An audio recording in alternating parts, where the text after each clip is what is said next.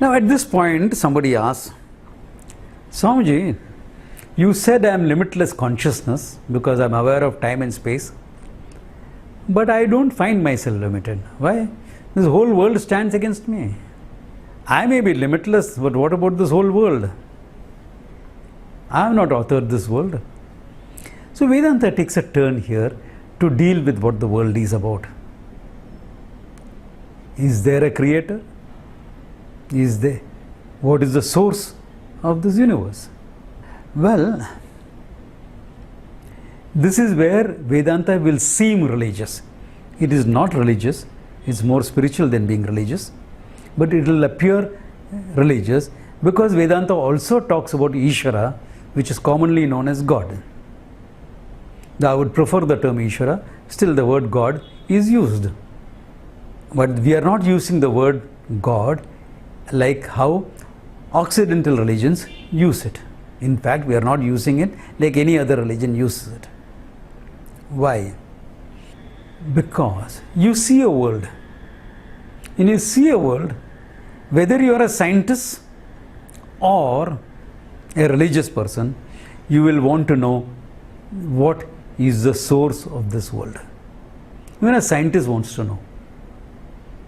In fact, he will want to know what is the building block of the whole universe. And the last 50 years, 60 years, we have been searching on this. Here is where Vedanta comes and says, hey, the world is an effect and there is a cause. That cause we will call Ishvara. But unlike other religions or any religion, we are not talking about God sitting in Timbuktu and creating the world. We are presenting, because in all these presentations, we are left out one fundamental requirement for any creation, that is a material. God as an intelligent being, all religions talk about. But what about the material? There is no creation without a material.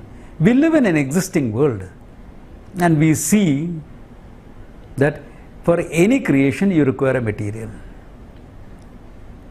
In the vision of Vedanta, if you look at, for example, Mundaka Upanishad, there is a verse which presents Ishvara both as the intelligence and the material for the creation.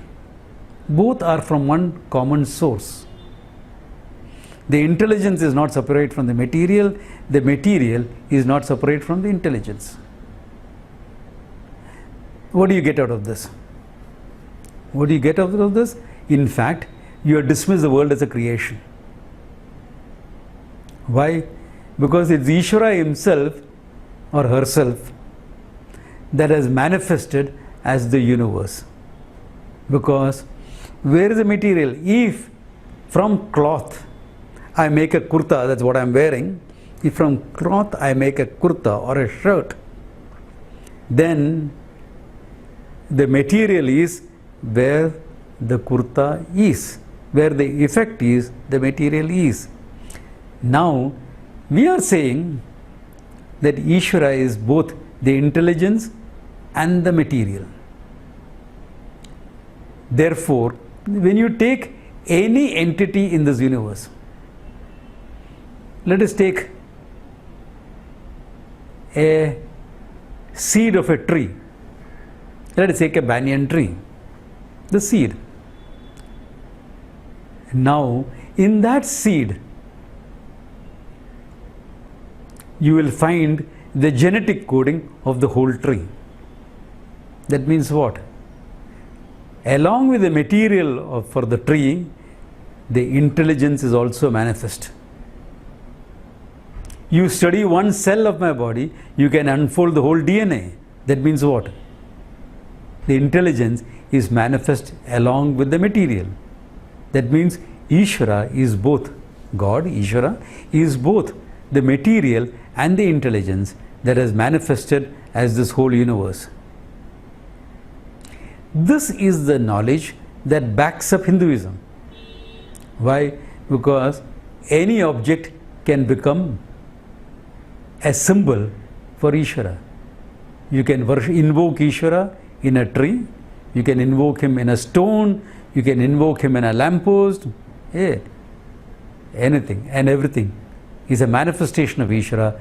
Therefore, whole of Ishvara can be invoked. Now you have a problem. A dialectical issue here, in the sense that you have Ishvara now, from whom time, space and everything in time and space has manifest. And you are nothing but consciousness which is independent of time and space. In other words, the core you and Ishvara has to be one and the same.